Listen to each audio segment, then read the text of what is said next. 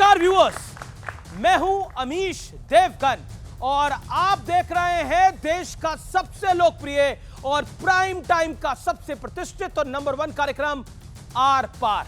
लोकसभा चुनावों के नतीजों के बाद कांग्रेस पार्टी ने पानी पी पी कर बीजेपी के 400 प्लस वाले नारे पर खूब तंज कसा, खिल्ली उड़ाई, मजाक उड़ाया। लेकिन 4 महीने बाद ही स्थिति ऐसी हो गई कि कांग्रेस के अपने ही घर में घमासान छिड़ गया है।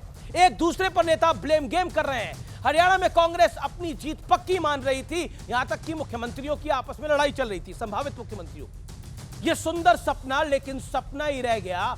हालात यह हो गए कि हरियाणा में प्रधानमंत्री मोदी की रैलियों का सक्सेस रेट 55% रहा, यानी 55%, जबकि 8 रैलियों और रोड शो करने वाले राहुल गांधी का सक्सेस रेट 33% पे सिमट गया। उधर 10 साल बाद जम्मू कश्मीर में चुनाव हुए तो वहां भी कांग्रेस आधी रह गई। एनसी ने बोला कांग्रेस अपनी लाज ही नहीं बचा पाई। और जब मंथन के लिए कांग्रेस की टीम बैठी तो राहुल गांधी को यहां तक कहना पड़ा कि पूरे चुनाव में नेताओं ने पार्टी हित को नीचे और अपने हित को ऊपर रखा। हार का साइड इफेक्ट ऐसा है कि इंडिया अलायंस, याद है ना आपको, इंडिया गठबंधन के तमाम साथी कांग्रेस को लड़ता चुके हैं। क्या सपा, क्या आम आदमी पार्टी और क्या शिवसेना। इस बीच यूपी उपचुनाव के लिए अखिलेश यादव पूरी तरह से एक्शन मोड में नजर आ रहे हैं। पहले तो उन्होंने हरियाणा का रिजल्ट आते ही अपने 6 कैंडिडेट की लिस्ट जारी कर दी, कांग्रेस से बिना बात किए। लेकिन अब जयप्रकाश नारायण की जयंती के बहाने वो बीजेपी से 2-2 हाथ करने के लिए निकल पड़े हैं और यहां तक कह रहे हैं कि नीतीश कुमार अपना समर्थन वापस ले लें। आज बड़ा सवाल यह है कि क्या हरियाणा की हार कांग्रेस के लिए चौतरफा मुसीबत लेकर आई है। और आज इसी सवाल पर जनता जनार्दन के बीच, मेरे युवा मित्रों के बीच होगा सबसे बड़ा सियासी मंथन। इस जनादेश का क्या है संदेश, आज की बहस देखना आपके लिए बड़ा जरूरी है।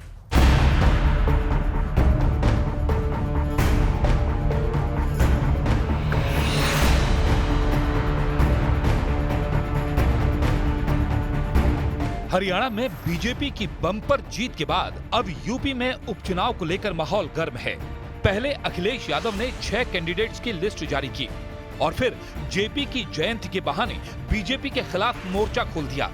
अखिलेश पहले जीपीएनआईसी बिल्डिंग के अंदर जाकर जयप्रकाश नारायण की प्रतिमा पर माल्यार्पण के लिए अड़े रहे, लेकिन प्रशासन से मंजूरी न मिलने पर उन्होंने अपने घर के बाहर ही जेपी की एक मूर्ति पर माल्यार्पण कर दिया। ये सरकार गूंगी बहरी तो है ही, लेकिन आजकल इसको दिखाई भी नहीं दे रहा है। भारतीय जनता पार्टी दावा करती है कि वो सभी त्योहारों को मनाती है। बताओ, हम समाजवादियों को त्योहार भी नहीं मनाने दे रही हैं। आज ये त्योहार नहीं होता तो ये बल्लियां और ये बैरिकेडिंग और टीन के शेड समाजवादियों को नहीं रोक सकते थे। अखिलेश यादव का आरोप है कि उनकी सरकार के दौर में बने जेपीएनआईसी को मौजूदा सरकार बेचना चाहती है, जबकि प्रशासन का कहना है कि सुरक्षा कारणों से अखिलेश को वहां जाने की मंजूरी नहीं दी गई। लेकिन एक सियासत और चल रही है। हरियाणा में हार के बाद जब कांग्रेस मंथन के लिए बैठी तो राहुल गांधी का गुस्सा खुलकर सामने आ गया। सूत्रों का कहना है कि बैठक में राहुल गांधी ने कहा कि पूरे चुनाव में पार्टी हित दूसरे नंबर पर और नेताओं का हित सबसे ऊपर रहा। बड़ी बात यह है कि मंथन वाली इस बैठक में कुमारी शैलजा, रणदीप सुरजेवाला, कैप्टन अजय यादव को नहीं बुलाया गया। सब लोगों ने विस्तार से हरियाणा के चुनाव की समीक्षा करी। आपस में मतभेद से लेकर के बहुत सारी चीजें हैं और सबके ऊपर हम लोगों ने भी चर्चा करी है और आगे भी चर्चा करेंगे। हरियाणा में हार के बाद उद्धव गुट, टीएमसी, उमर अब्दुल्ला, शरद पवार गुट से लेकर अरविंद केजरीवाल तक कांग्रेस को लताड़ चुके हैं। ओवर कॉन्फिडेंस मत करना, कभी भी किसी भी चुनाव को हल्के में ले लेना चाहिए। कहीं ना कहीं कांग्रेस पार्टी को भी अपनी रणनीति देखनी पड़ेगी कि जैसे डायरेक्ट फाइट होती है बीजेपी के साथ, कांग्रेस कहीं ना कहीं कमजोर पड़ जाती है। लेकिन पीएम मोदी ने भी हरियाणा के नतीजों के बाद कांग्रेस पर अब तक सबसे बड़ा हमला किया। बीते कुछ समय से भारत के विरुद्ध भांति भांति के षड्यंत्र चल रहे हैं। अंतर्राष्ट्रीय साजिशें हो रही है। कांग्रेस जैसी राष्ट्रीय पार्टी और उनके चट्टे बट्टे इस खेमे में शामिल है। देशभक्त हरियाणा ने आज ऐसी हर साजिश को भी मुंह तोड़ जवाब दिया। तो आज हरियाणा के जनादेश और इसमें छुपे संदेश पर जनता के बीच होगी देश की सबसे बड़ी बहस। तो एक बार फिर आपका अभिनंदन है, लेकिन आज की चर्चा के बड़े मुद्दे क्या हैं? हरियाणा में बीजेपी की बंपर जीत से किसान, जवान और पहलवान वाला नैरेटिव ध्वस्त हो गया है। क्या वो बीजेपी के खिलाफ नहीं है? दूसरा, कांग्रेस में गुटबाजी से राहुल गांधी की मोहब्बत की दुकान पर एक सवाल है। जो पूरे देश में मोहब्बत फैला रहे थे, उनकी पार्टी में ही मोहब्बत नहीं है। सोचिए, आप पूरी शहर में मोहब्बत फैला रहे हैं, लेकिन आपके घर में ही मोहब्बत नदारत है, आपस में घर वाले लड़ रहे हैं। तीसरा प्रश्न आज का है, मुद्दा है, बीजेपी की जीत का असर क्या दूसरे राज्यों पर पड़ेगा या हर राज्य के हालात अलग है? क्योंकि महाराष्ट्र में माना जा रहा है कि शिवसेना, उद्धव गुट और कांग्रेस की पकड़ है, और दिल्ली में आम आदमी पार्टी की। कांग्रेस की हार के बाद, चौथी बात यह है, कांग्रेस की हार के बाद बीजेपी को रोकने में अखिलेश की भूमिका बढ़ जाएगी। ये अखिलेश यादव की भूमिका बढ़ेगी, खासतौर पर उत्तर प्रदेश में। तो एक बार फिर अभिनंदन है आपका इस चर्चा में। जोरदार तालियों के साथ अभिनंदन करिए हमारे मेहमानों का। सुधांशु त्रिवेदी, भारतीय जनता पार्टी के मेंबर ऑफ पार्लियामेंट और लोकप्रिय प्रवक्ता का अभिनंदन है। तहसीन पूनावाला है, राजनीतिक विश्लेषक हैं, कांग्रेस की विचारधारा को अपार समर्थन देते हैं, कांग्रेस परिवार यानी गांधी परिवार के साथ डायरेक्टली जुड़े हुए हैं। मेरे साथ सत्य प्रकाश मिश्रा हैं, जनता दल यूनाइटेड के नेता हैं। मेरे साथ कुलदीप कुमार है, विधायक हैं, आम आदमी पार्टी के प्रवक्ता भी हैं, अभिनंदन है। मेरे साथ इस चर्चा में अखिलेश कटियार जी हैं, अखिलेश यादव की पार्टी के यानी समाजवादी पार्टी के, बहुत बहुत अभिनंदन है। सुधांशु त्रिवेदी, क्या होना था, क्या सपने थे कांग्रेस के, लेकिन ये क्या हो गया हरियाणा के अंदर? ये किया कैसे, हुआ कैसे, और सारी पूरी गेम पलट दिया आपने। जो हुआ उसे दो लाइनों में कहना चाहूंगा कि जिंदगी की हसीन राहों में काफिले हसरतों के लुट भी जाते हैं, जाम को उठाने वाले सुन जाम हाथों से छूट भी जाते हैं। अब मैं बताना चाहता हूं, हरियाणा में जो मुद्दे थे वो वास्तविकता में आपको नजर ही नहीं आए। आपने कहा किसान, पहलवान, ये सब कोई जवान, ये मुद्दा नहीं था। सबसे बड़ा मुद्दा है ममन खान। क्यों? सबसे बड़ी जीत हरियाणा में कहां हासिल हुई है? ममन खान को 98,000 से जीते हैं, हुड्डा साहब 70,000 से जीते हैं। और मेवात के इलाके में कांग्रेस 40,000, 45,000, 48,000 से जीती है। देश के लिए विचार करने का विषय है। लोकसभा में सबसे बड़ी जीत कहां हासिल हुई है? असम की धुबरी सीट पर कांग्रेस के रकीबुल हसन 10,25,000 से जीते हैं। राहुल गांधी की 3 गुना ज्यादा बड़ी जीत उन्होंने हासिल की है। और जबकि असम में जाकर आप किसी से पूछिए तो धुबरी को मिनी बांग्लादेश कहा जाता है। बस बहुत स्पष्ट समझना चाहिए कि कौन किन वोटों के आधार के ऊपर और कौन कौन सा मुखौटा लगाकर लोगों के सामने आना चाहता है। पर हरियाणा की जनता, विवेकपूर्ण जनता, बहुत समझदार थी। और अब हरियाणा का चुनाव हो गया तो मैं एक और फैक्ट कहना चाहता हूं। अग्निवीर के मुद्दे को इतना उठाया गया। भारत की आबादी कितनी है? 140 करोड़। भारत में सेना कितनी है? 14 लाख। एक साल में कितना रिक्रूटमेंट होता है? 12, 13, 14 हजार, इससे ज्यादा नहीं होता एक साल में।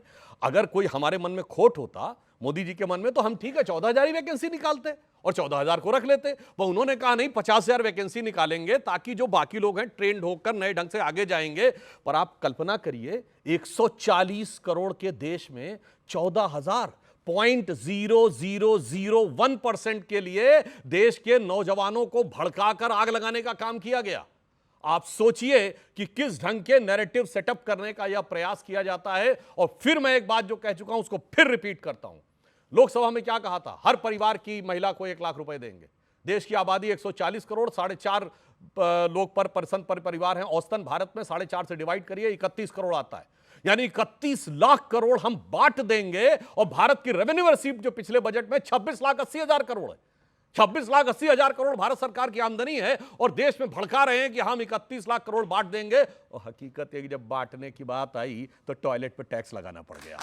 जी, इसलिए जी, मैं अंत में सिर्फ यह कहूंगा, हरियाणा में पहलवानी का एक दौर बहुत देखने को मिला, जो उत्तर भारत के ग्रामीण क्षेत्र में सभी ने सुना होगा कि मल्लन से मल्ल घनेरे, मल्ल पहलवान को कहते हैं ना, मल्लन से मल्ल घनेरे, बाहर ना तो घर में भतेरे। यानी बाहर कुश्ती लड़ने को ना हो तो घर में एक दूसरे को पटकने के लिए तैयार। तहसीन पूनावाला, वो क्योंकि आप महाराष्ट्र से आते हैं, पुणे मुंबई से आते हैं, तो फिल्मी भाषा को समझते होंगे। मतलब एक फिल्म आई थी सनम बेवफा, तो मतलब आप चुनाव क्या हारे, बेवफाई, सपा, शिवसेना, आम आदमी पार्टी सब बेवफा हो गए, आपके दिन क्या बदले? नहीं, हमने कब आम आदमी पार्टी या समाजवादी पार्टी या महाराष्ट्र में शिवसेना को बेवफा कहा? अगर किसी को ये गलत फहमी है नहीं, वो बेवफा हो गए आपसे, आप नहीं। अच्छा, वो हमसे बेवफा ब्रेकअप वो करने के मूड में है। कौन करने? वो ब्रेकअप करने के मूड में है, लेकिन रिलेशनशिप में हम कमिटेड है, हम कमिटेड रिलेशनशिप में है। इसमें मैं यूनिफॉर्म सिविल कोड में एक हूं इनके साथ, हम यहाँ नहीं देखते। तो देखिए, सवाल ये है 2 या 3, मेरा कातिल ही मेरा मुंसिफ है, क्या वो मेरे हक में फैसला करेगा? हरियाणा की हकीकत हम सब जानते हैं, दिल को खुश रखने के लिए सुधांशु जी ये ख्याल अच्छा है, जानते हैं कौन जीतने वाला था, क्या हुआ और क्या हो गया, ये भी जानते हैं, आप भी जानते हैं, हम भी जानते हैं, आपका सर्वे भी जानता है। अब जो हो गया उस पर बातचीत करते कोई मतलब नहीं है। गठबंधन हुआ नहीं हुआ इसको देखकर या हरियाणा के चुनाव को देखकर अगर कोई पार्टी सोचती है कि वो कांग्रेस को डोमिनेट करेगी तो ये उनकी गलतफहमी है। ये बात मैं कंसीड करता हूं, मैं ये बात कंसीड करता हूं कि सपा बड़ी पार्टी है उत्तर प्रदेश में, बिल्कुल कंसीड करता हूं, तो उनका अधिकार है, वो वहां पर बड़ी पार्टी हो, बड़ी पार्टी की भूमिका में होनी चाहिए। लेकिन अगर संजय राउत सोचते शिवसेना के अंदर, जिनकी पार्टी का सिंबल चले गया, नाम चले गया, विधायक चले गए, मुख्यमंत्री साहब को पता नहीं कि उनके विधायक जा रहे हैं दूसरे स्टेट के अंदर, उनकी ही सरकार के होते, कि वो कांग्रेस को डोमिनेट करेगी, तो मुझे लगता है गलतफहमी है। तो वो समीकरण बनेंगे चुनाव के पहले। लेकिन कांग्रेस आज भी महाराष्ट्र में नंबर 1 पार्टी के रूप में आएगी या भाजपा आएगी, कोई और पार्टी नंबर 1 या नंबर 2 आने वाली नहीं, ये बात सही है। दूसरी चीज, जहां तक हरियाणा का सवाल है, मुझे लगता है अगर आम आदमी पार्टी को ये लगता है, क्योंकि आम आदमी पार्टी के जो प्रवक्ता है, जो उनके विधायक है, वो आके कहते हैं देखिए अगर हमारे साथ गठबंधन होता, आप सब एजुकेटेड लोग हैं, यंगस्टर्स हैं, आप सब उसका डेटा देख लीजिए, मैं बता देता हूं, कोई भी पार्टी, कोई भी सीट में आम आदमी पार्टी प्लस कांग्रेस बीजेपी को नहीं हराती। इनफैक्ट अगर आम आदमी पार्टी चाहती और वाकई चाहती बीजेपी को हराना, तो अपने कैंडिडेट्स को विड्रॉ करते 1.7% कांग्रेस को मिल जाता, लेकिन नहीं चाहती थी। ये जो है कि कांग्रेस के एक्सपेंस पे बड़ा होना, ये गलत है। अगर दिल्ली में वो चाहे गठबंधन हो तो बड़ी पार्टी है। वो कह रहे हैं हमारी हसरत का ख्याल रखते तो अलग शाम होती, अगर साथ साथ चलते तो कुछ और बात होती। अरविंद केजरीवाल संयोजक है आम आदमी पार्टी के, पूर्व मुख्यमंत्री, वो कहते हैं अति आत्मविश्वास मत करना, कभी किसी भी चुनाव को हल्के में ना लेना। और आम आदमी पार्टी के कई और विधायक कह रहे हैं कि कांग्रेस की लुटिया तो डूबनी थी, डूब गई। कांग्रेस अति आत्मविश्वास वैसे ही डूब गई जैसे राजेंद्र नगर में वो पानी चला गया था बेसमेंट के अंदर, वैसे ही डूब गए जैसे मुख्यमंत्री का घर डूब गया। देखिए ये सारी चीजें, अगर वक्त बुरा चलता है आप अटैक करो, ये कोalition धर्मा नहीं है। कांग्रेस की हार की वजह 17 रिबेल्स, जो लोगों ने दिल्ली में कांग्रेस को समाप्त किया, ये 17 रिबेल्स की बात अब कांग्रेस वर्किंग कमेटी में करना तो बेहतर होगा। यहाँ पे मुझे इनविटेशन नहीं है कांग्रेस वर्किंग कमेटी का। केसी वेणुगोपाल को बताइए, आजकल काफी चर्चा में है वो जी। मैं टिकट डिस्ट्रीब्यूशन को भी जी, मैं कुलदीप कुमार जी का रुख करता हूं। कुलदीप कुमार जी, मतलब आप ज्ञान दे रहे हैं कांग्रेस पार्टी को, इनके समर्थन से आपने सरकार बनाई पहली, आप ज्ञान दे रहे हैं, आपकी पार्टी के नेता ज्ञान दे रहे हैं। नहीं अमीश भाई, हम किसी को ज्ञान नहीं दे रहे हैं, हम तो ये कह रहे हैं कि अति आत्मविश्वास नुकसानदेह होता है, और जीती हुई बाजी कैसे हार जाते हैं कांग्रेस सीखना चाहिए आदमी को, कैसे हारते सीखना चाहिए इन लोगों से। हमें ये समझना चाहिए कि जब इंडिया अलायंस देश में चुनाव लड़ता है एक साथ, तो भारतीय जनता पार्टी, केजरीवाल जी का लेटर था ना, मैं लिख कर देता हूँ, गुजरात में मेजॉरिटी आ रही है, वो लेटर वैसे ही जीतना था। तहसीन भाई, उसके भी बताता हूँ, मैंने कहा जीती हुई बाजी कैसे हारते कांग्रेस सीखना चाहिए, और जहां पर कोई आपका बेस ना हो, आपका संगठन ना हो, वहां जाकर नोटा से कम मिला, मेरे बेस नहीं है, नोटा से कम इनको मिला है। अरे मैं तो आपकी बात ही नहीं कर रहा, नोटा से कम मिला है, मैं तो आपकी बात नहीं कर रहा। नोटा का लोटा मिला इनको, सुनिए, और कह रहे हैं आपका बेस नहीं है। भैया ये देखो, नोटा का लोटा मिला और कह रहे हैं आपका बेस नहीं है। भैया बेस 39% वोट है, आपको नोटा से कम मिला है। अरे आपको वो कह रहे हैं नोटा का लोटा मिला है आपको, और कह रहे हैं इनका बेस नहीं कह रहे हैं, इसको कहते हैं कॉन्फिडेंस। भैया वो आईबी वाले को लाइए ना, जिसने बताया था केजरीवाल जी नोटा की डिमांड यही लोग करते थे। तहसीन भाई देखिए, आज इन्होंने कहा, आज आपको पकड़ रहे हैं, इन्होंने जो आप चाहते थे वही हो रहा है, जो आप चाहते थे वही हो रहा है। इन्होंने कहा कि हमें नोटा से कम वोट मिला, मैं कह रहा हूं मैं दिल्ली चाहता में तो वही हो रहा है। नहीं। चुनाव आप अरे लड़े, इन्होंने कहा, आप चुनाव आप लड़े, मैं चाहता इन्होंने मैं चाहता कहा, हूं चुनाव अरे लड़ो। अमीश भाई, इनके अमीश भाई इन्होंने अच्छा, कहा, ठीक है, अब मैं कह रहा हूं बिल्कुल हम पूरा तो मौका देना हम चाहिए। तो हरियाणा में पहली बार चुनाव लड़ रहे थे। जेजेपी दूसरी जिसका बीजेपी के साथ गठबंधन था, जो उप मुख्यमंत्री थे, उनकी पार्टी से ज्यादा 2 गुना वोट आम आदमी पार्टी लेके आई हरियाणा के अंदर। पहली बात ये। कितना परसेंट दूसरी वोट है बात, हरियाणा में आपका? दूसरी बात, अरे बता रहा हूं, बस सुन लीजिए, परसेंट बता रहा बताइए। हूं। दूसरी बात, 15 साल से दिल्ली में कांग्रेस थी, कितने परसेंट वोट है पूछना है इनका दिल्ली में, कितने विधायक दिल्ली में इनके पूछना, 15 साल से थे दिल्ली के अंदर ये, तो ये बात ना। दूसरी बात, ठीक है, आपने बोला ना, मैं पूछता हूं। मेरी पहले जी, बात जी, हो जाए। अमित शाह और मोदी जी के गढ़ में गुजरात के अंदर आम आदमी पार्टी चुनाव लड़ती है पहली बार और 15% वोट लेके आती है गुजरात के अंदर। आम आदमी पार्टी, पूछ लीजिए तहसीन भाई लेके आ सकते हैं क्या, आम आदमी पार्टी लेके आती है वहां। ये मेरे पे कटाक्ष करने से कुछ नहीं होगा तहसीन भाई, अपने आपको आत्ममंथन करना चाहिए और ये बात निश्चित रूप सही है। आपका वोट परसेंटेज हरियाणा में, आपने कहा हम पे वोट नहीं है, हमने नहीं कहा हमने आपका वोट काटा, ये तो आप लोग कह रहे हो क्या आम आदमी पार्टी ने हमारा वोट काट लिया, मतलब आपको जिताने के चुनाव लड़ना छोड़ दें। लोकतंत्र के अंदर सबको चुनाव लड़ने का अधिकार है, हर पार्टी को लड़ने का अधिकार है, लेकिन क्या थी आपके हरियाणा के अंदर? बता रहा हूं, इनकी मैं दिल्ली में सोच सीटें पूछता हूं, आपकी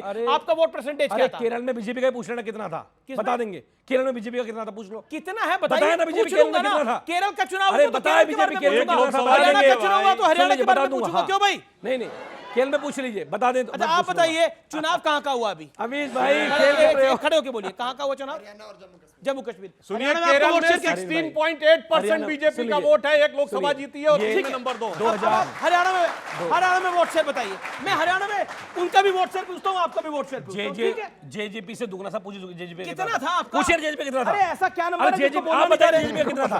अरे कितना था बताइए ना, आपका वोट जेजेपी से दुगना था, आप बताइए कितना जेजेपी का? अच्छा कितना, आप बताइए जेजेपी का कितना था? 1.69%। सुन लीजिए, जेजेपी का कितना बता दें ये लोग। और आपकी दिल्ली में विधानसभा सीटें कितनी है? 0 है। मैं मानता हूं, तो मैंने कहा कि दिल्ली में वो बड़ी पार्टी है, तो दिल्ली में अगर वो डोमिनेट करे ठीक है। हरियाणा में 10 सीट मांगे, वोट परसेंटेज नोटा से कम, कहते 10 सीट दे दो। भाई मेरी बात पूरी होनी जी जी जी। देखिए मुद्दा क्या है, आप बोले। हरियाणा के लोग बीजेपी से छुटकारा चाहते थे, जो अभी हम सुधांशु जी ने कहा, वहां किसान नौजवान सब परेशान थे, लेकिन हम चाहते थे वहां अलायंस हो, और लास्ट तक इन्होंने कहा अपने कैंडिडेट विड्रॉ कर लेते। हम लास्ट तक ये कहते रहे कि इंडिया अलायंस को चुनाव लड़ना चाहिए, इंडिया अलायंस का चुनाव लड़ना चाहिए, और जम्मू कश्मीर इंडिया अलायंस लड़ा तो वहां सरकार कांग्रेस की बनी। हरियाणा में लड़ता तो मैं दावे से कह रहा हूं वहां भी सरकार इंडिया अलायंस की बनती। ओके, वो कहते हैं कि सब अगर एक साथ आ जाए तो आप निपट जाते। देखिए, अभी जो आपने देखा ये सुविधा और स्वार्थ की राजनीति के कारण होता। दोनों की बातें बिल्कुल सही हैं कि हरियाणा में अगर आम आदमी पार्टी के पास वोट नहीं है पर उन्हें अधिकार है आगे बढ़ने का, यहां कांग्रेस के पास वोट नहीं, पर इंपॉर्टेंट बात है कांग्रेस पास तो बहुत वोट हुआ करता था, सरकार भी थी दिल्ली में।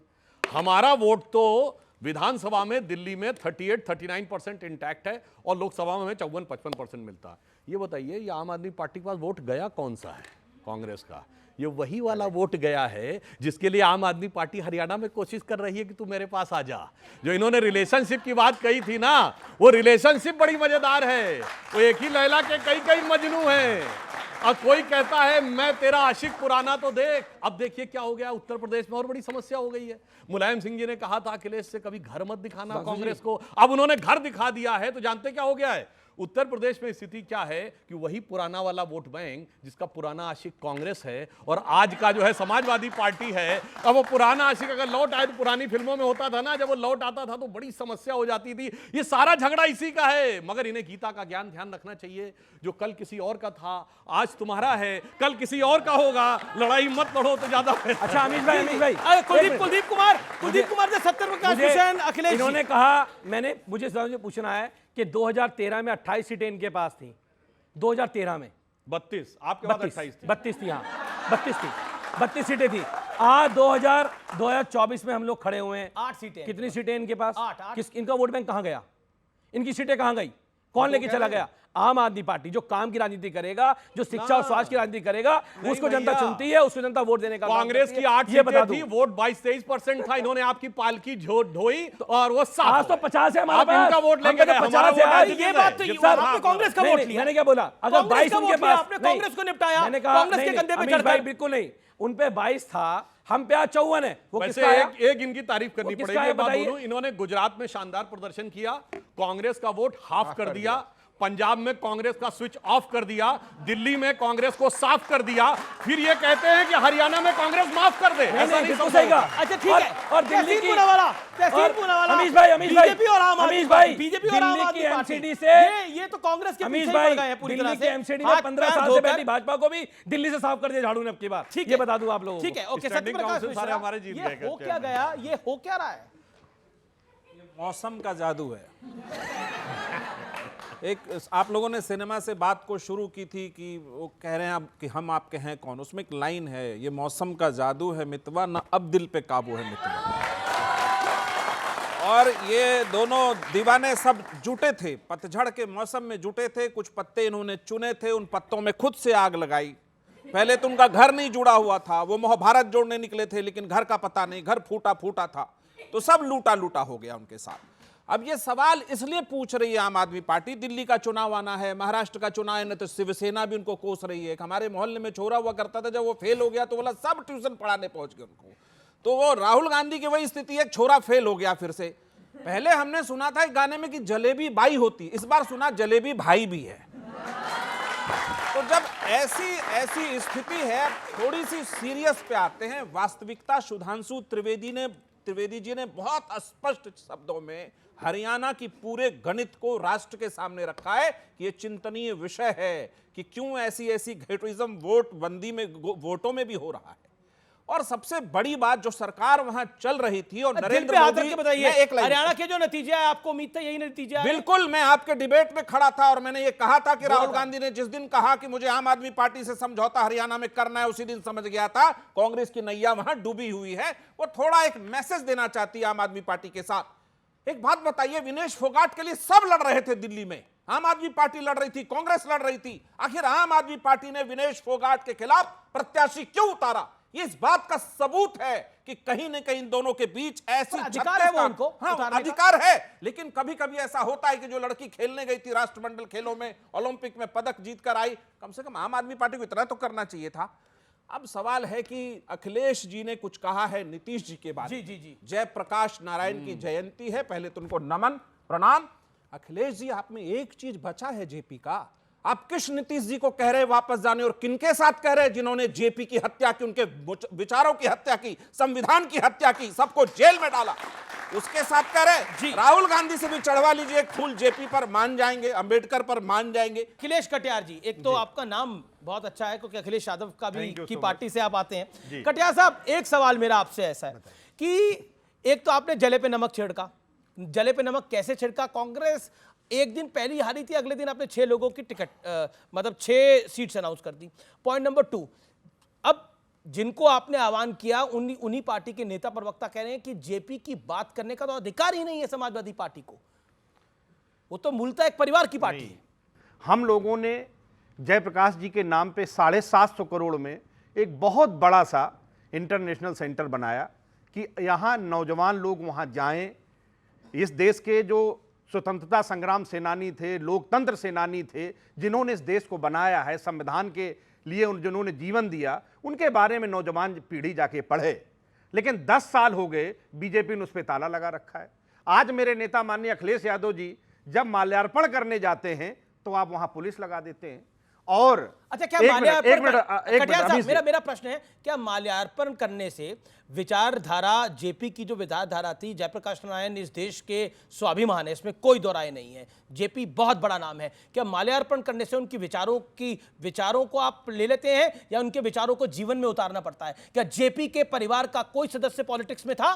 बताइए मुझे आप। जब ये जनता पार्टी बनी थी, जिसके सूत्रधार जेपी साहब थे, जिसमें सारे भाजपा के नेता शामिल हुए थे, उस पार्टी की जो गाइडलाइन बनी थी, घोषणा पत्र बना था, उसमें लिखा था गांधीयन हम समाजवादी विचार जमीन पर उतारेंगे। सुधांशु जी इस बात बताएंगे आगे आपको। और जब गांधी जी की हत्या हुई थी और जिन लोगों ने हत्या की थी, उस समय जेपी का एक विचार भी पढ़ लीजिए, उन्होंने आरएसएस के बारे में क्या बोला था। ये आरएसएस के चलाने वाले लोग, आरएसएस के जो सरकार चला रहे हैं, वो उस पे ताला लगाने से जेपी के विचारों पे ताला नहीं लगता। पॉइंट आपकी बात जेपी के विचारों पे ताला नहीं लगता। वो कह रहे हैं कि जननायक थे जेपी के एनआईसी पर ताला लगाकर उनके विचारों पर आप ताला नहीं लगा सकते। और अखिलेश तो फ्रंट फुट पे खेल ही रहे हैं उत्तर प्रदेश के अंदर। निश्चित रूप से जेपी के से माफी किसको मांगनी चाहिए? जेपी ने आंदोलन किसके विरुद्ध किया था? अभी सत्यप्रकाश जी ने बहुत सही ढंग से बताया, कांग्रेस के विरुद्ध। नारा था जाग उठी तरुणाई है, जेपी ने अलग जगाई है, भारत के सब युवकों जाको नई समग्र क्रांति फिर आई है। ये था उस समय। मुलायम सिंह जी भी युवा थे और नीतीश कुमार जी भी युवा थे और लालू प्रसाद यादव जी भी युवा थे, और दो ही चीजों के विरोध में थे। समाजवादी थे, बिल्कुल मैं मानता हूं। गांधीवादी समाजवाद की दो खास बातें थी, एक जात पात की बात नहीं करनी और परिवार की बात नहीं करनी। आज दोनों ही तो छोड़ के किनारे कर दिया। मैं सिर्फ ये कहना चाहता हूं वास्तविकता में क्या है कि आज याद करिए, जब नीतीश कुमार जी आरजेडी से संबंध सरकार मतलब टूटने वाली थी, आखिरी दौर में थी, कर्पूरी ठाकुर साहब की जयंती थी, तो क्या बोले थे नीतीश कुमार जी? कर्पूरी ठाकुर साहब तो अपने परिवार के किसी व्यक्ति को आगे नहीं बढ़ाए और उन्हीं के विचारों का पालन करते हुए हम भी ऐसा नहीं किए। तो भाई जयप्रकाश नारायण जी से कर्पूरी ठाकुर तक तो जो विचार है वो जदयू और हमारी पार्टी निभा रही है, ना कि इनकी पार्टी। और एक मैं फैक्ट और बता दूं यहाँ पर, चूंकि जेपी का 42 के आंदोलन में भी रोल था और 42 में जेपी ने बाकायदा लिखा है कि 42 का आंदोलन पूरी तरह विफल हुआ, और विफल क्यों हुआ इसका भी उन्होंने डिटेल उल्लेख लिखा है। और मैं लोगों को यह भी बता दूं कि नेहरू जी जब इंटरिम सरकार के प्रधानमंत्री बने 2 सितंबर 1946, यानी अंग्रेजों की सरकार रहते हुए, और उस समय शपथ लेनी थी क्वीन के नाम की निष्ठा की, तो राम मनोहर लोहिया जी को भी आमंत्रित किया गया था और जेपी से भी कहा गया था कैबिनेट में आइए, मगर उन्होंने कहा था कि हम क्वीन की निष्ठा की शपथ नहीं लेंगे, इसलिए नहीं आए थे। परंतु आज आप उसी कांग्रेस के साथ जिन्होंने क्वीन की निष्ठा की शपथ ली, उसी कांग्रेस के साथ जिसने संविधान की हत्या की, गांधी जी को जब गोली मारी गई थी उस पर जेपी जी ने आरएसएस के बारे में कहा, तो वो भी कोट कर दीजिए, वो भी बड़ा बयान। बताइए कहां कहा था, बोलिए। जब जेपी जी ने, जब गांधी जी की हत्या हुई, गोडसे ने गोली मारी, उन्होंने कहा कि ऐसे राष्ट्र विरोधी जो विचारधारा है, जो धर्म, जाति और संप्रदाय के नाम पे बांटने वालों का समूह है, इन पे बैन कर देना चाहिए। जवाब सुधांशु त्रिवेदी, जवाब। ये लोग जो बात कहने का प्रयास करते हैं, मैं कह रहा हूं जेपी ने कहां कहा। जेपी आरएसएस के शिविर में भी गए और आरएसएस के शिविर में जाकर किस प्रकार से जात पात को किनारे रखकर समरसता के साथ लोग काम करते हैं उसका भी उन्होंने। और दूसरी बात, ये लोग नाथूराम गोडसे और महात्मा गांधी जी की हत्या बहुत बार बार बीच में आता। मैं सिर्फ ये पूछना चाहता हूं, गांधी जी कितनी गोली लगी थी बताइए? गांधी जी कितनी सिक्योरिटी मिली थी? गांधी जी को कितनी देर बाद अस्पताल ले जाया गया था? और गांधी जी की मृत्यु का सबसे बड़ा लाभार्थी कौन था? यह आज की विचारधारा और आज की युवा पीढ़ी को समझने की आवश्यकता है। आज मैं आपको बताना चाहता हूं, नाथूराम गोडसे का बयान है कि मैंने 2 गोली मारी, अदालत में बयान। अब सुनिए, पुलिस का बयान है कि 3 गोली लगी। अब सुनिए, वहां पे 2 पत्रकार अवेलेबल थे, 2 अखबारों के, एक द हिंदू और एक न्यूयॉर्क टाइम्स। दोनों के पत्रकारों ने कहा 4 गोली लगी। यही नहीं पता कितनी गोली लगी। क्यों? क्योंकि पोस्टमार्टम नहीं हुआ। जी, क्या सवाल आपके खड़े होकर पूछे? सर, मेरा ये सवाल है कि आप एनसी और पीडीपी पहले भी 370 के पहले भी थे पावर में, अब एनसी फिर से पावर में आ गई। What is the difference they are making? क्या फर्क है?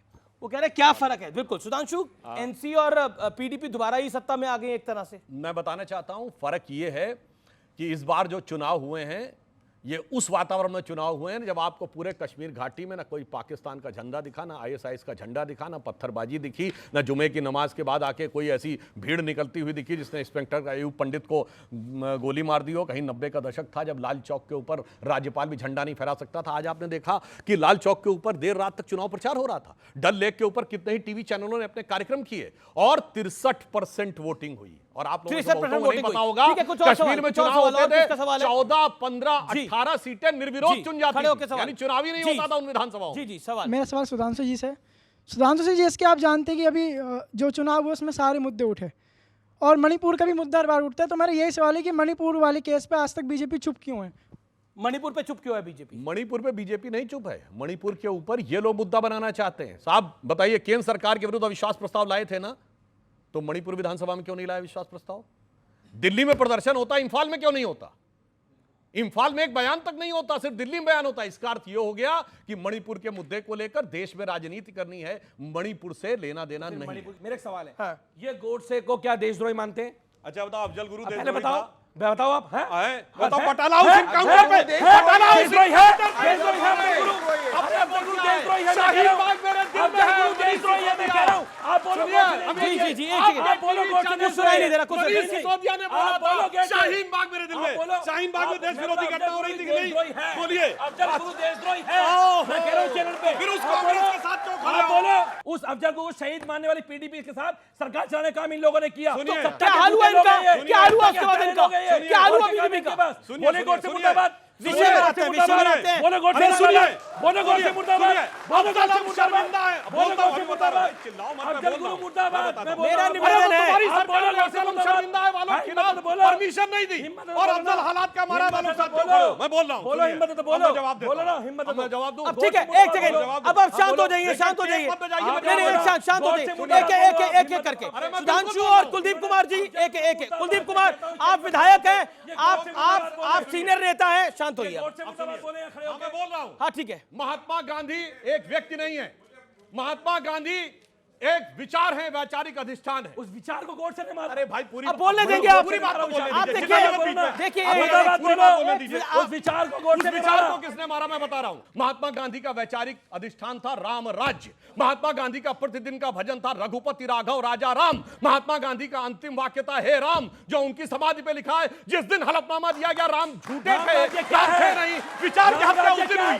मैं कहने को तैयार हूं कि गांधी के शरीर का हत्यारा मुर्दाबाद, तुम कहो गांधी के विचार का हत्यारा, गांधी परिवार मुर्दाबाद। बोलो बोलो गांधी के विचार का हत्यारा। ठीक है, बोलिए बोलिए बोलिए, बोलो गांधी अब के बोलिए, अब बोलिए, अब बोलिए, अब बोलिए, बोलिए बोलिए बोलिए। ओके ओके, बोलिए बोलिए।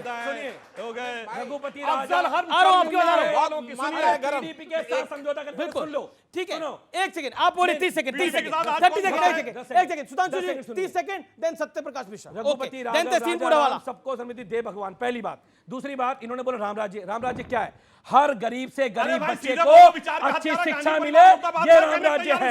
हर किसी गरीब को अच्छा स्वास्थ्य मिले, ये राम राज्य है। हर किसी को शिक्षा मिले, राम राज्य। दूसरी बात, बोलो गोडसे मुर्दाबाद। बोला आपने? अरे मैंने कहा बोलो ना, शरीर का हत्यारा, मैं मुर्दाबाद बोलने तैयार हूं। आप कहो हिम्मत चैलेंज करता हूं, बोल के दिखा दे। मुर्दाबाद बोलेंगे, बोलो गार्ड से मुर्दाबाद बोला बोला तो सही। विचार तुमने कही, विचार का हत्यारा किसका है? बोलो ना, जिसने कहा राम गोडसे मुर्दाबाद बोलो। ये गोडसे को देशभक्त मानते अच्छा हैं। कुलदीप जी, कुलदीप जी, अब आप शांत होइए। एक मिनट में कुलदीप अमीश जी भाई, का फैक्ट 10 सेकंड, बोलना 10 सेकंड, चाहूंगा। अमीश भाई, ये तरीका नहीं होता। अमीश भाई, 10 देखिए, सेकंड। विषयांतर हो रहा है, विदेशों में जाके टॉपिक पे गांधी रहे। की प्रतिमा में माल्यार्पण करने वाले प्रधानमंत्री जी और उनके प्रवक्ता यहाँ गोडसे को देशभक्त मानते हैं।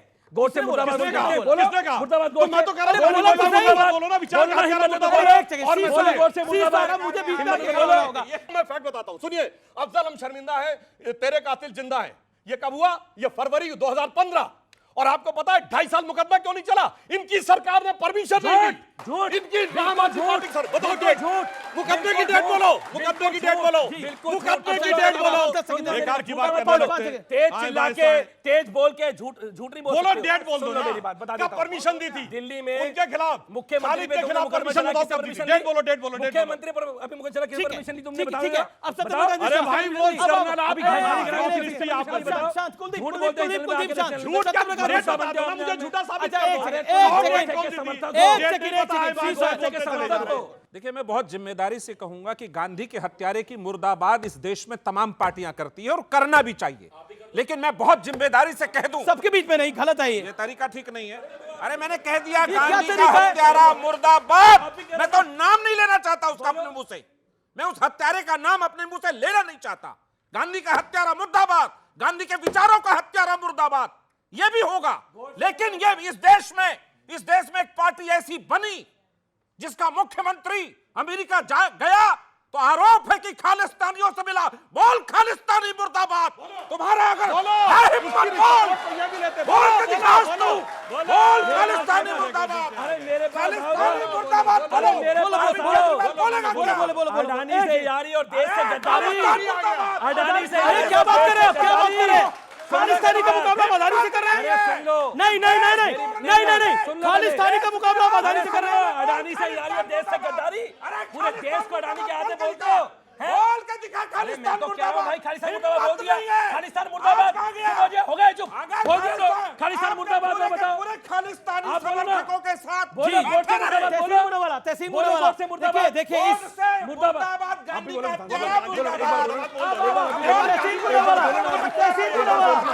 एक सेकंड ये देखिए आप 2 टर्म के विधायक हैं, ये 2 टर्म के विधायक, आप 2 टर्म के विधायक हैं, आप 2 टर्म के राज्यसभा सांसद हैं।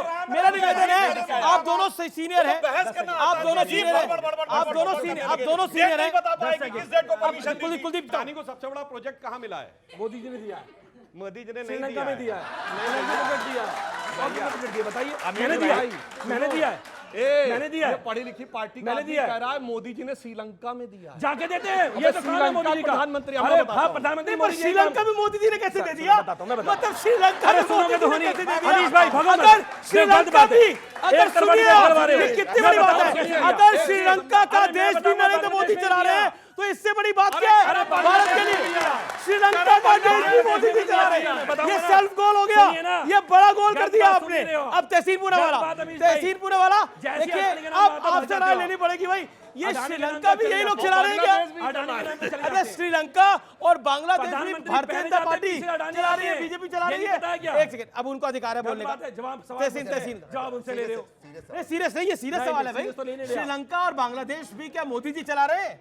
ये आपके साथी पार्टी बोल रहे हैं। नहीं ये मुझे नहीं पता। आप मेरे को हम हरियाणा के चुनाव पे बात करें, उस पर बात करते हैं। हरियाणा पे आते हैं, हरियाणा पे आते हैं। देखिए बात करिए। देखिए मूल बात ये है कि सारी बात आप लोगों ने देखा, सारी बात चलेगी महात्मा गांधी पर चलेगी, गोडसे पर चलेगी, अफजल गुरु पर चलेगी, लेकिन जो आपके जो रोजगार है उस पर नहीं की। भाजपा उस मुद्दे से भागना चाहती है।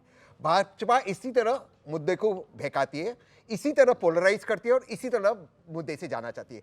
आपके रोजगार के मुद्दे की बात नहीं होती है। That is the point. और हरियाणा का लेकिन हरियाणा में रोजगार मुद्दा था, हरियाणा में कांग्रेस ने मुद्दा कोशिश किया और योगी जी और मोदी जी ने पोलराइजेशन की कोशिश की। कैसे? जो स्पीचेस दिए योगी जी ने स्पीचेस दिए, जो बटेगा कटेगा बोलेगा उससे दो स्पीच कोट करता हूं। नीरज कुमार इनके विधायक प्रत्याशी थे, उन्होंने कहा बस हुड्डा जी सीएम बन जाएं तो हमको रोल नंबर आके दे देना, उसके बाद नौकरी गारंटी हमारी। तो नौकरी देना चाहिए कि नहीं देना चाहिए? सुनिए, नौकरी देना चाहिए, नौकरी देना चाहिए या नहीं देना चाहिए? भैया नौकरी देना चाहिए। उन्होंने कहा पैसे नहीं, उन्होंने कहा नौकरी, एक किसी को नौकरी नहीं दे पा रहे। 40,000 सरकारी नौकरियां दी बगैर पर्ची खर्ची के। कोई नहीं कह सकता कि किसी को सिफारिश लगी हो या किसी के द्वारा पैसा दिया गया हो। दूसरा पब्लिक कुछ कहना चाहती है नौकरी के विषय के ऊपर, आप कुछ कहना चाहती हैं? बोलिए क्या कहना चाहती हैं, बोलिए खड़े होकर। मैं ये कहना चाहती हूँ, नौकरी के बारे में तो नहीं कहना चाहती, लेकिन मैं तहसीन सर से ये पूछना चाहती हूँ कि राहुल गांधी जी ने जैसे कहा कि नेताओं को ऊपर रखा, तो क्या मतलब आपकी पार्टी कार्यकर्ता का महत्व नहीं जानती है? उनका क्या महत्व होता है कि मतलब उनको छोड़ते ही नहीं, देखते ही नहीं है, उनका कोई महत्व ही नहीं है क्या? तो कार्यकर्ता का कोई महत्व नहीं है, आपके यहाँ लीडर्स का महत्व है, शैलजा का महत्व है, हुड्डा का महत्व। ये वाजिब सवाल है, ये वाजिब है और कांग्रेस को इस पर थोड़ा सा गौर करना चाहिए। और जिन लोगों ने कांग्रेस को दिल्ली में बर्बाद किया, पंजाब में बर्बाद किया, वही हरियाणा में अगर है तो फिर वो क्यों बर्बाद हुआ वो देखना चाहिए। कैसे टिकट डिस्ट्रीब्यूशन हुआ, किसको टिकट मिला, ये सारी चीज देखने की जरूरत है। राहुल गांधी जी ने तो माहौल बनाया। वाले लोग आपको क्यों बर्बाद कर रहे हैं? शिवसेना आपको बर्बाद कर रही है, अलायंस वालों का नहीं, ये अलायंस का क्या है? ये तो कांग्रेस का इंटरनल है और उसको देखना चाहिए। ये अलायंस वाले लोग शिवसेना और आम आदमी पार्टी और सपा, अंबाला काफी और जगहों पर। अंबाला कैंट के इनके विधायक के प्रत्याशी जो थे, उनका टीवी पे बयान था कि कांग्रेस नहीं बीडी गैंग आ रहा है। तो पूछा गया बीडी गैंग क्या, कहते भूपेंद्र दीपेंद्र। ये उनके प्रत्याशी का बयान। लेकिन जले पे जो नमक छिड़का इन्होंने, मैं उस पर आना चाहता हूं, उस पर आपने जवाब नहीं दिया। मतलब दोस्त की एक दिन पहले इतनी बुरी हार हुई हो, अगले दिन बोल देते हैं ये 6 सीटें आपने अनाउंस कर दी। हमारे कांग्रेस से संबंध बहुत अच्छे हैं, हम कांग्रेस के साथ हैं। कांग्रेस की जो चुनाव जो हरियाणा पे कितना प्यारा संबंध है ये कि 6 टिकटें अनाउंस कर दी, उनको एक नहीं दी। संबंध बड़ा प्यारा है। इनको हसरत निकालने दीजिए फिर जवाब। अमीश भाई, हमारा और कांग्रेस का जो हमारा मिला जुला मकसद है उत्तर प्रदेश की 10 सीटों पे भारतीय जनता पार्टी को हराना। आज उत्तर प्रदेश में 10 की 10 सीटों पर कांग्रेस के साथ मिलकर बीजेपी को हराना है। ये अगर जयप्रकाश नारायण जी की जयंती के दिन कहा जा रहा होगा तो उनकी आत्मा को कितना कष्ट हो रहा होगा कि जिस कांग्रेस को हराने के लिए हम सब एक साथ हुए थे, आज उस कांग्रेस के साथ मिलकर ये बीजेपी को हराने के लिए साथ है। दूसरी बात, इन्होंने कहा कांग्रेस से इनका संबंध बहुत अच्छा है। कितना अच्छा संबंध है? मात्र 8 महीने पहले मध्य प्रदेश के चुनाव के दौरान अखिलेश यादव जी की बाइट अवेलेबल है। कांग्रेस के लिए बहुत चालू पार्टी है ये, और मध्य प्रदेश कांग्रेस ने कहा सपा के लिए बहुत चिरकुट पार्टी है। आप याद करिए, कमलनाथ जी की वो बाइट अवेलेबल है। अखिलेश को छोड़ो, कितने सुंदर भाव, एक दूसरे के प्रति मधुर मनोभाव भरे हुए हैं। पहला मैं सपा से कहना चाहूँगा कि आप कह रहे हो बीजेपी एम्प्लॉयमेंट नहीं दे रही। सर ऐसा हो सकता है कि अगर सपा पावर में आ जाए तो एक साथ 140 करोड़ लोगों को आप नौकरी दे दोगे? जो वर्दी लोग हैं उन्हें नौकरी अब भी मिल रही है। अगर आप में स्किल्स है तो आप अपनी एक लिविंग अर्न कर सकते हो। लग्जरीज देना सरकार की ड्यूटी नहीं है। अगर आप वर्दी हैं तो आपको लिविंग अर्न कर सकते हो आप भारत देश में। वर्दी मतलब काबिल। और नाम भी बता दीजिएगा अपना। रक्षित सिसोदिया। अच्छा। और सर रही नाम बात, तो पूछा वैसे आपने? नहीं, जब आप अगर बात कर रहे हैं तो नाम अच्छा होता है तो और अच्छा सर पूछ लेते हैं। अरे भैया, अगर यही जात बता दी होती हरियाणा में सीएम की तो खेल हो जाता है इनका।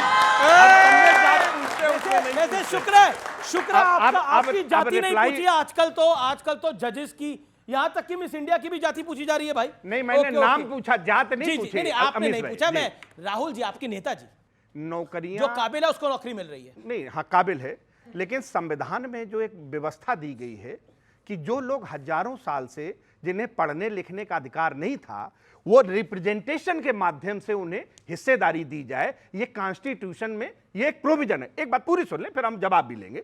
ओके, देखिए, रोजगार की बात तो मैं बताना चाहूंगा, सबसे ऑथेंटिक डाटा होता है रोजगार का एम्प्लॉय प्रोविडेंट फंड, यानी एक भविष्य निधि खाता जिसमें कोई व्यक्ति कर्मचारी बनेगा तभी वो डिपॉजिट करता है और तभी उसका नियोक्ता भी आता है, तभी वो डिपॉजिट करता है। और जुलाई के महीने में 22 लाख नए ईपीएफओ अकाउंट बने। इसका मतलब 22 लाख लोग ऐसे हैं जिन्होंने अपना भविष्य निधि भी जमा करना शुरू किया और उनका एम्प्लॉयर था उसने भी जमा करना शुरू किया। ईपीएफओ का डेटा नौकरियों का देने का कोई ऑथेंटिक सोर्स नहीं है, बिल्कुल नहीं है सुधांशु जी। ईपीएफ उसमें बहुत टेक्निकल चीज़ है, ये डेटा नहीं है। अगर ये डेटा होता, आप सोचिए रशिया और इजराइल, वहाँ पे आर्मी में भर्ती होती, यंगस्टर्स क्यों जा रहे हैं? आपने कहा कि योग्य होगे तो नौकरी मिलेगी, आपने कहा, बिल्कुल आपने कहा, मैं बिल्कुल आपसे इत्तेफाक रखता हूँ। क्या हाईकोर्ट के जजेस सारे योग्य है? नहीं, सारे जजेस बराबर है। लेकिन जितने भी वर्तमान में हाईकोर्ट है, मैं तो सरकार पे भी दोष नहीं डाल रहा हूँ, जितने भी हाईकोर्ट है, कितने दलित वहाँ पे चीफ जस्टिस हैं? क्या ये सवाल उठना चाहिए या नहीं उठना चाहिए? आज सुप्रीम कोर्ट ने पिछले 75 ईयर्स से, मैं आप पे वापस आरोप नहीं डाल रहा हूं, पिछले 75 ईयर्स की हिस्ट्री में कितने दलित भाई बहन सुप्रीम कोर्ट के चीफ जस्टिस बने? क्यों नहीं बने? 2011 में कास्ट सेंसस हुआ इनके हिसाब से, हैं? बताइए भारत सरकार में कितने सेक्रेटरी थे? 139। कितने एससी थे? 2। SC 0, ST 2, OBC 0। किसकी सरकार थी बोलो?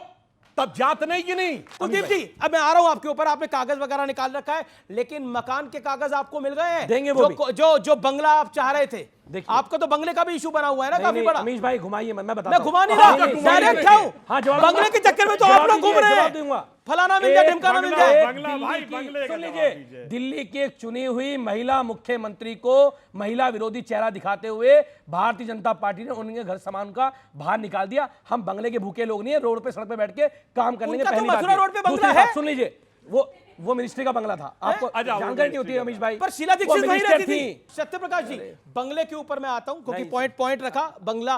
क्या आप लोगों का एनडीए इनको एक बंगला भी नहीं दे रहा भाई?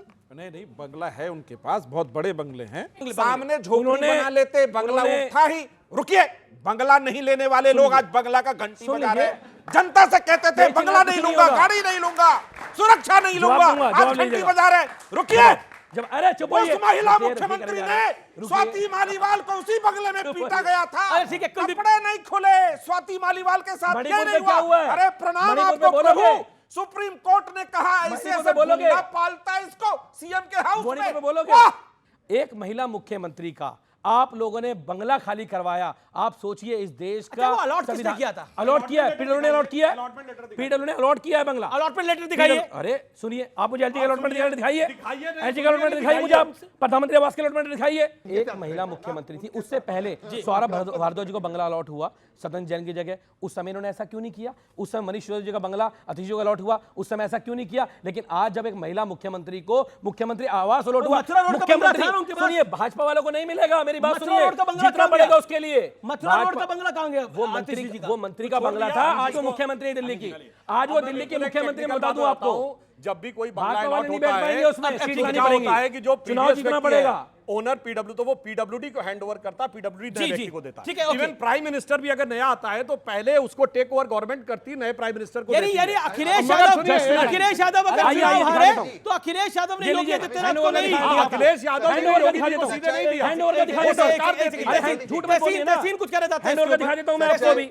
सच्चाई तो ये, भाजपा जितने भी बड़े आवाज है उनको लेना चाहती है। एक महिला को आवाज के बाहर निकाला, और जब माननीय अखिलेश जी ऑफिशियल आवाज छोड़ते गए, वापिस शुद्धिकरण कराए। महिला विरोधी है, ओबीसी विरोधी है। ओके, ये महिला ओबीसी सबसे बड़ा नेता हमारा प्रधानमंत्री। एक लाइन सुनिए, वैसे मैं एक बताऊं, ये अभी आप लोग कह रहे थे थोड़ा तनाव ज्यादा हो गया, तो मैं लाइटर नोट पे कहता हूं, ये वो पार्टी थी जो कहती थी ना चाहूं बंगला गाड़ी, ना चाहूं हीरा मोती, ना चाहूं मैं सिक्योरिटी, केवल जन लोकपाल मुझे दे। अब जन लोकपाल तो किनारे हो गया, अब इनकी मुख्यमंत्री कह रही है नजर लागी राजा तोरे बंगले पे। जी जी जी, देखिए ये भी कौन सी पार्टी है पता है?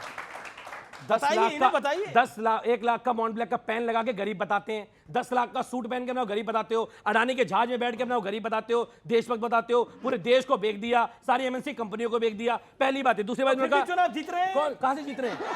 देश में 240 सीटें आई, 400 की बात कर रहे थे। 400 की बात कर रहे थे। दिल्ली में कितनी आई? आपकी दिल्ली में कितनी सीटें आई इस बार? मेरी बात सुन लीजिए ना, अलायंस करा था, बता रहा हूं, दिल्ली में भी चुनाव होगा 25 में, फिर 70 आएंगी, बता देता हूं आपकी बात। अभी 70 आएंगी, 70 आएंगी, बता तो रहा हूं। 7 में से लोकसभा कितनी आई? 240 सीटें, 400 की बात कर रहे थे। आपने तो लाइन ली थी ना कि केजरीवाल को कौन जेल से बाहर देखने जाता है वो वोट डाले। अमीश वो भाई, वोट डाले। कितनी सीटें आई दिल्ली के अंदर? अमीश भाई जी, हम लोग प्रधानमंत्री पद के उम्मीदवार नहीं थे, हम प्रधानमंत्री पद का चुनाव नहीं लड़ रहे थे, चुनाव ये लड़ रहे। 400 की बात, हमने 400 की बात करी थी, हमने 400 की बात करी थी, हमने 400 की बात करी थी। आप मेंबर ऑफ पार्लियामेंट का चुनाव लड़े, हमें लड़ाओ, चुनाव लड़े 2014 में मोदी जी आप एमपी का चुनाव मैं लड़ा लड़े, आप कांग्रेस और आपके जॉइंट कैंडिडेट से हम अलायंस में चुनाव लड़ रहे थे, जीतने के लिए नहीं लड़ रहे थे। इनकी बात कर रहे हो, 400 की बात कर रहे थे, 400 लाख संविधान खत्म कर देंगे, अब उसका क्या हुआ? वो कह रहे हैं उसकी बात करोगे? आपके 400 लाख संविधान खत्म कर देंगे। 400 की बात कर रहे थे, आपकी 240 आई, इसलिए आप ही बैसाखी की सरकार है। ये 7 पे लड़े, ये 7 पे लड़े, इनकी 0 आई, ये जीते हुए हैं। अब मैं बता रहा हूं कौन आदमी क्या करता है और कैसा वो दिखाता है, जाके चेक करिए। 27 अक्टूबर 2013 का केजरीवाल जी का ट्वीट है कि मैंने सुना है कि शीला दीक्षित जी के कमरे में, घर में 15 एसी लगे हैं, मैंने सुना है कि उनके बाथरूम में भी एसी लगे हैं। मेरा तो कलेजा कांप उठता है कि जब दिल्ली की 40% जनसंख्या झुग्गी झोपड़ी में रहती है तो कैसे कोई ऐसे कमरे में रह सकता है, बंगले में, और इनके यहां 1 करोड़ के पर्दे लगे हैं, 15-15 लाख के कमोड लगे हैं, 68-70 करोड़ का रिनोवेशन हुआ है, और उसके बाद कहते हैं हम तो सिंपल से आम आदमी हैं, हमें कुछ नहीं चाहिए था। तो इनके लिए एक लाइन कहना चाहूंगा, इनकी अब स्थिति क्या हो गई है, वो घर को छुपाना चाहते हैं। सुनिए, शायरी को सुनो मेरे भाई, अभी सुनोगे समझ में आएगा कि अब तो चेहरे से जो जाहिर है छुपाएं कैसे, तेरी मर्जी के मुताबिक नजर आए कैसे, और घर सजाने का तसव्वुर हुआ अब बात की बात, अब तो मुश्किल है कि घर की हकीकत को छुपाएं। ओके, आखिरी 30 सेकंड। देखिए, इन्होंने घर की बात करी, इन्होंने पर्दे की बात करी, इन्होंने केजरीवाल जी की बात करी। मैं कहता हूं अरविंद केजरीवाल जी तो 10 साल तक सुंदर नगरी की झुग्गी में अपनी इनकम टैक्स कमिश्नर की नौकरी छोड़ के झुग्गियों के अंदर रहे। मैं कहता हूं प्रधानमंत्री जी के अंदर हिम्मत है, 2 दिन रह के दिखा दे, सुधांशु जी रह के दिखा दे, वहां पे नहीं रह सकते। दूसरी बात ये, मैं इनसे पूछना चाहता हूं, प्रधानमंत्री आवास में नंद नगरी की झुग्गी के अंदर, अच्छा नंद नगरी झुग्गी के अंदर रहे, समय खत्म हो रहा है, समय यहाँ खत्म हो रहा है। बहुत बहुत शुक्रिया आप सब लोगों का हमारे साथ जुड़ने के लिए, इस चर्चा में आने के लिए, मेरे युवा मित्रों का बहुत बहुत अभिनंदन। तो फिलहाल आज के एडिशन में आर पार के इतना ही। उम्मीद है आपको कार्यक्रम पसंद आया होगा। नमस्कार।